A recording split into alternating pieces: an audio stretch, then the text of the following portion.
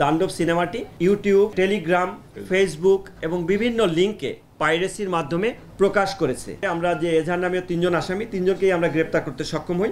একটা টেলিগ্রাম চ্যানেলের মাধ্যমে এটা প্রথম প্রকাশ পায়। তারা ঘোষণাই দিয়ে দিয়েছেন যে এটার পাইরেসি কপি আসছে। তাণ্ডব সিনেমার যে প্রযোজক জনাব শাহরিয়ার কবির ভুইয়া অর্থাৎ শাহরিয়ার শাকিল, উনি বাদী হয়ে বনানী থানায় একটা মামলা করেন।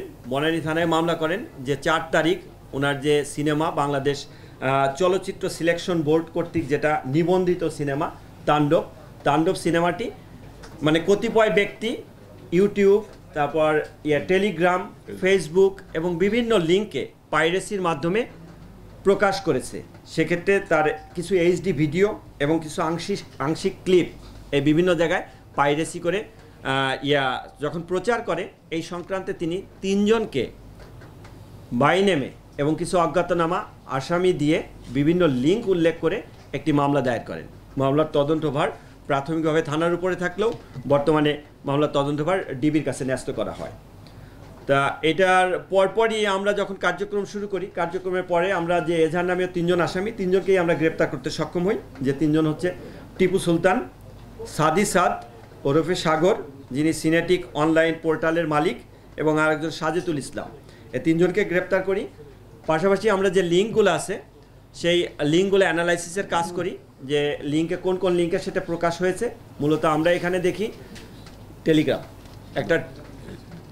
একটা টেলিগ্রাম চ্যানেলের মাধ্যমে এটা প্রথম প্রকাশ পায়, এবং সেটির মূলত কে কন্ট্রোল করে বা কারা করে সেটার ব্যাপারে আমরা আমাদের যে ডেডিকেটেড টিম আছে ডিবি সাইবার ইউনিট কাজ করছে।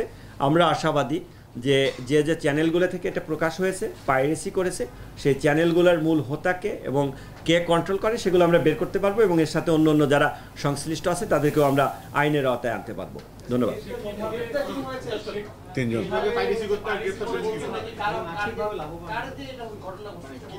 কোনটা পাইরেসিটা বললাম যে প্রথমে মূলত যেটা যে একটা টেলিগ্রাম চ্যানেলের মাধ্যমে সেটা পাওয়া যায়। তা এটার ক্ষেত্রে আমরা তো কেবল আসামি এনেছি, তা আপাতত জিজ্ঞাসাবাদ চলছে।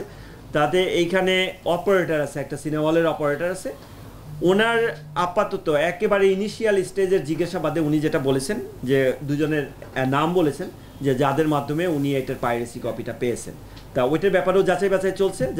চলে তাদের অবস্থান শনাক্ত করে এবং তাদের সামাজিক যোগাযোগ মাধ্যমে যে বিভিন্ন ইয়াগুলো আছে, ওই আপনার লিঙ্কগুলো আছে, সেগুলো যাচাই বাছাই করে তাদেরকে আইনের আওতায় আনা হবে তাদের সংশ্লিষ্টতা থাকলে।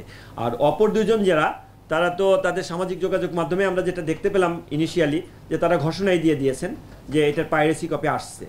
সুতরাং সেক্ষেত্রে সেলফ ডিক্লিয়ারেশন আছে, সেলফ ডিক্লিয়ারেশনের মাধ্যমে এটা পাইরেসি করেছে।